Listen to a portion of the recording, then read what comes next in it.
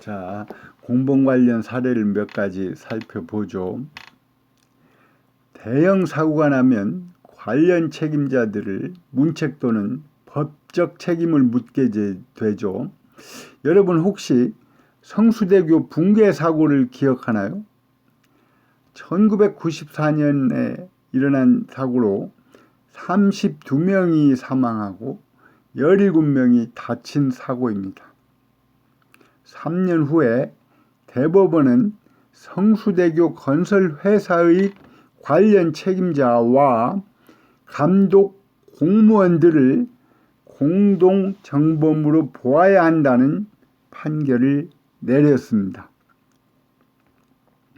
성수대교 붕괴 사고의 교량건설회사의 트러스 제작 책임자, 교량공사 현장 감독, 발주관청의 공사감독 공무원들은 업무상 과실치사상, 업무상 과실, 일반교통방해, 업무상 과실, 자동차 추락죄 등이 인정된다는 것입니다.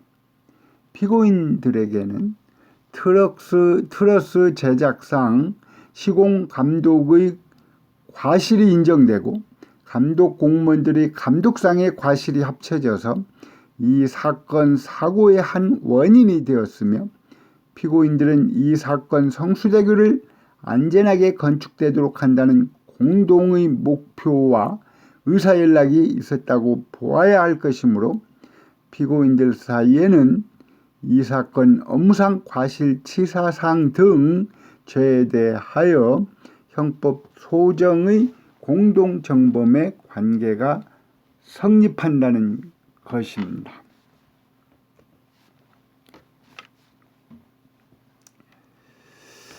게임장 운영자와 상품권 환전소 운영자가 공모하여 게임장을 운영하면서 경품으로 상품권을 제공하고 상품권 운영자는 고객들이 얻은 상품권을 환전해 주어서 고객들로 하여금 게임물을 이용하여 사행행위를 하게 한 경우에는 공동정범의 죄책을 인정할 수 있다는 것입니다. 즉 게임장 운영자와 상품권 환전소 운영자 간에는 공동정범이 성립한다는 대법원 판결입니다. 금품을 강취할 것을 공모하고 망을 보기로 한 강도 공모자가 타 공모자들이 피해자의 집에 침입한 후에 망을 보지 않은 경우 죄가 될까요? 안 될까요? 강도죄의 공동정범이 된다는 판례입니다. 즉 행위자 상호간에 범죄의 실행을 공모하였다면 다른 공모자가 이미 실행에 착수한 이후에는 그 공모관계에서 이탈하였다 하더라도 공동정범의 책임을 면할 수 없다라는 것이 대법원의 판결입니다. 따라서 다른 공모자가 실행행위에 이르기 전에 그 공모관계에서 이탈한 때에는 그 이후의 다른 공모자의 행위에 관하여는 공동정범으로서의 책임을 지지 않는 것이죠.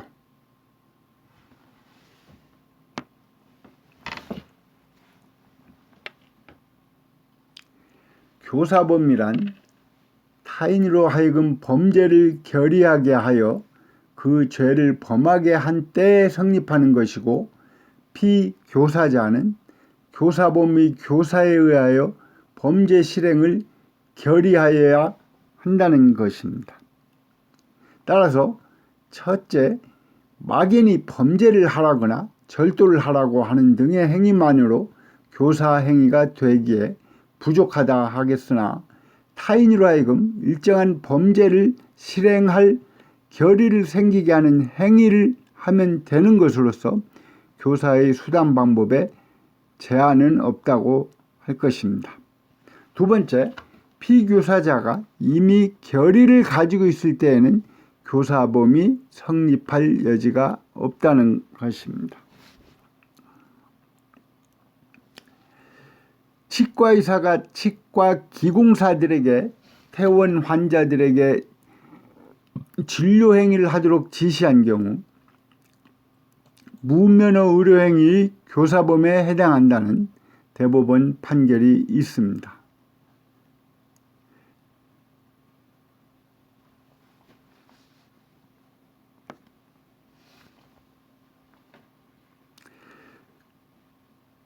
교사자가 피교사자에 대하여 상해를 교사했는데 피교사자가 이를 넘어 살인을 실행한 경우, 즉 피해자가 사망한 경우죠. 일반적으로 교사자는 상해죄에 대해서 교사범이 되는 것입니다. 다만 교사자에게 피해자의 사망이라는 결과에 대하여 과실이나 예견 가능성이 있는 때에는 상해치사죄의 교사범으로서의 책임을 물을 수도 있다는 것이 대법원의 입장입니다.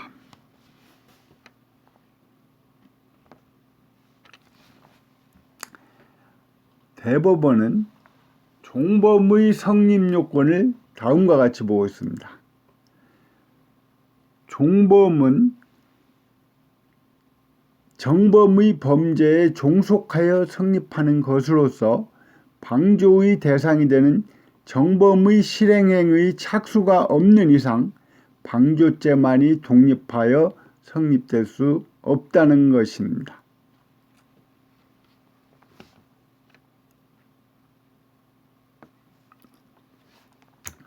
사례 3은 의사 면허 없는 진료행위 관련 판결인데요.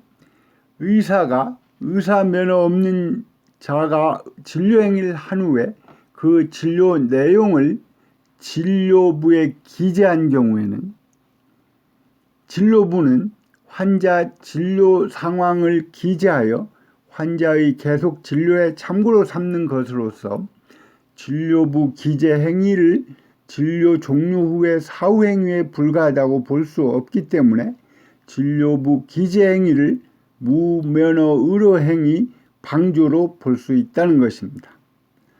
앞의 사례에서 본 치과의사가 시킨 경우는 교사에 해당하고 이 경우 즉 무면허자가 진료한 후에 진료부를 의사가 기록한 것은 방조에 해당한다는 것이죠.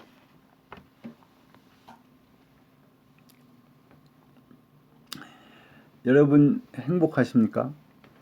행복하려면 무엇을 가져야 할까요?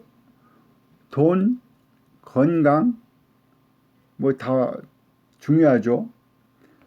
그런데 철학자 칸트는 행복하려면 첫 번째 일이 있어야 한다는 것입니다. 할 일이 있어야 하며 두 번째 사랑하는 사람이 있어야 하고 세 번째는 희망이 있다면 그 사람은 행복한 사람이다 라고 말했습니다.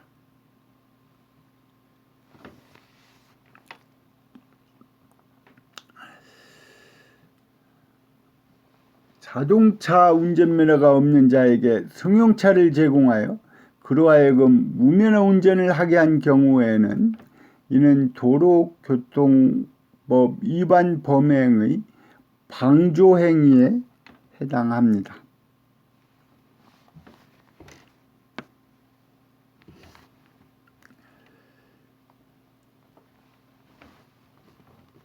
이제 공무원이 그 상관의 결재를 받아서 허위 공문서를 작성해서 행사한 것과 관련된 판결입니다.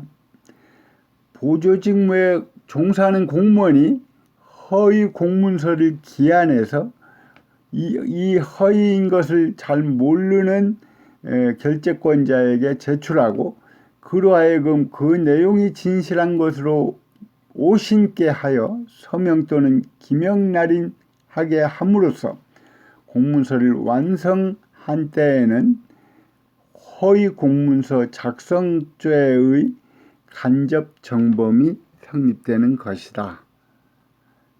면의 호적계장이 정을 잘 모르는 면장의 결재를 받아 허위 내용의 호적부를 작성한 경우 허위 공문서 작성 및 동행사죄의 간접 정범이 성립된다는 그런 판결입니다.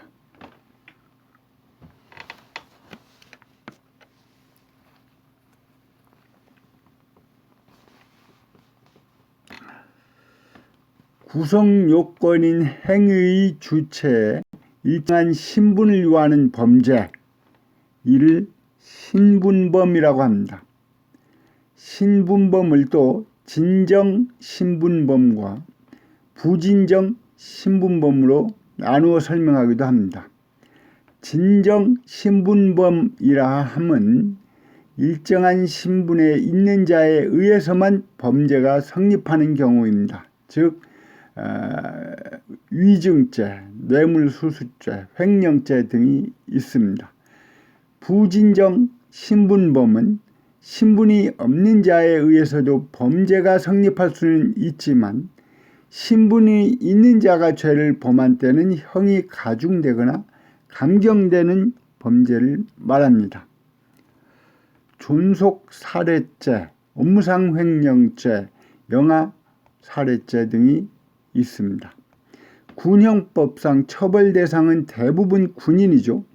그렇다고 군형법상 범인은 모두 다 신분범인 것은 아니고 지휘관에 관한 죄, 초병의 수소 이탈죄 등 한정적으로 이해해야 할 것입니다. 형법 33조에는 신분관계로 인해서 성립될 범죄에 가공한 행위는 신분관계가 없는 자에게도 공범의 규정을 적용한다. 단 신분관계로 인하여 형이 경중이 있는 경우에는 중한 경우로 벌하지는 아니한다고 규정되어 있습니다. 무슨 말인지 알겠어요? 어렵죠? 자, 사례를 보면서 한번 이해해 봅시다. 대법원 판결에 형법 33조 소정의 신분관계라 하면 남녀의 성별, 내외국인의 구별, 친족관계, 공무원인 자격과 같은 관계 및 널리 일정한 범죄 행위에 관련된 범인의 인적관계인 특수한 지위 또는 상태를 지칭하는 것이라고 해석하고 있습니다.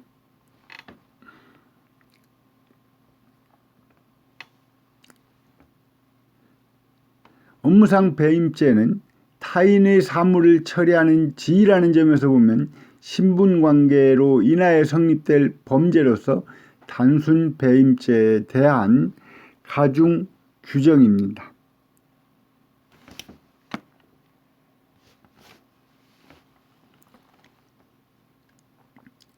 신분관계가 없는 자가 그러한 신분관계가 있는 자와 공모하여 업무상 배임죄를 저질렀다면 그러한 신분관계가 없는 자에 대하여는 단순 배임죄로 정한 형으로 처벌한다는 것이죠.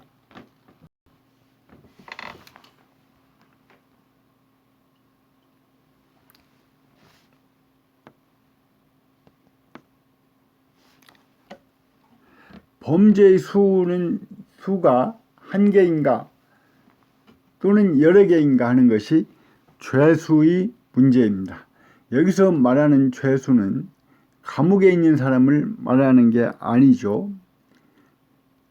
범죄의 수를 세는 기준은 무엇입니까? 학설은 여러 갈래로 나누입니다. 행위의 수를 기준으로 하는 행위표준설이 있고요.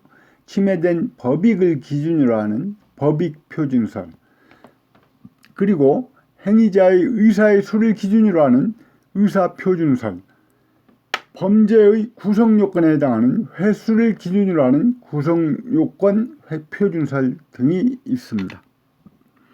대법원은 원칙적으로 법익표준설에 입각하면서 범죄에 따라 각각 다른 기준에 따르기도 합니다. 1죄는 범죄의 수가 한계인 것을 말합니다. 타인을 폭행, 협박하여 재물을 탈취한 경우 결과나 행위는 여러 개이지만 강도죄의 구성 요건을 1회 충족시킨 것이므로 강도죄라는 단순 일죄가 됩니다.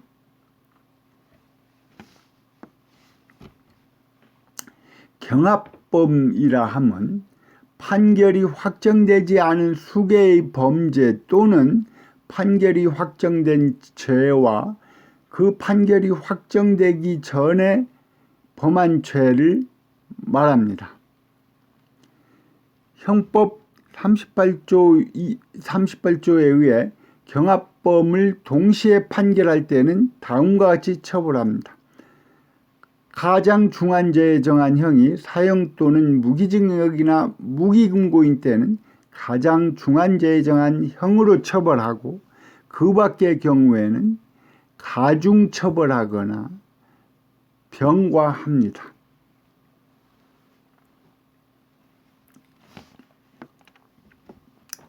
한 개의 행위가 여러 개의 죄명에 저촉되는 경우를 상상적 경합범이라고 하는데,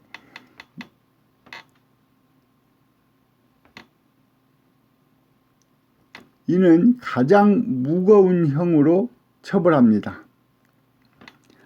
자세한 설명은 생략키로 하겠습니다. 누범이라 함은 여러 개의 범죄가 쌓이는 경우를 말하죠. 우리 형법은 금고 이상의 형을 받아 집행을 종료하거나 면제를 받은 후 3년 내에 금고 이상에 해당하는 죄를 범한 자는 누범으로 가중처벌하고 있습니다.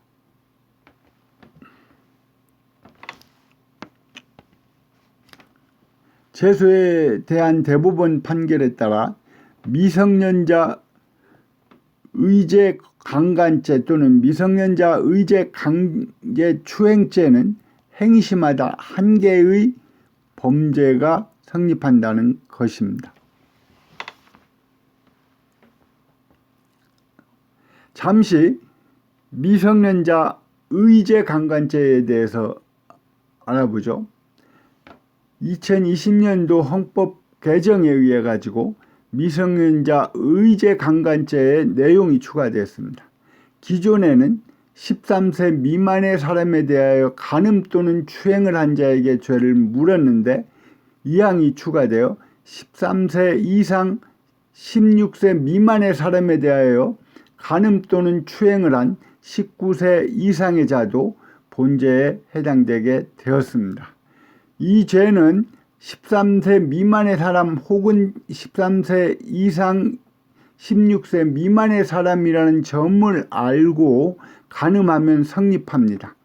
폭행, 협박을 수단을 할 것을 요하지 않습니다. 그리고 피해자의 동의가 있는 때에도 이 죄 성립에는 영향이 없습니다.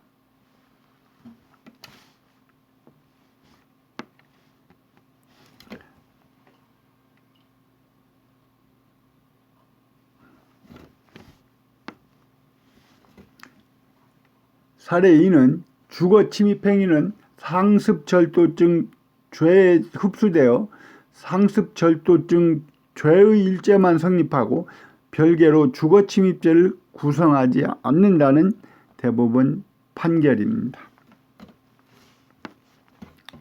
사례 3은 매입한 대마를 처분함 없이 계속 소지하고 있는 경우 그 소지 행위가 매매 행위와 관련이 있다고 평가되지 않는 이상 그 소지 행위는 매매 행위에 포괄 흡수되지 아니하고 대마 매매죄와는 달리 대마 소지죄가 성립한다는 대법원 판결입니다. 네, 오늘은 여기까지 하겠습니다. 여러분 수고했습니다.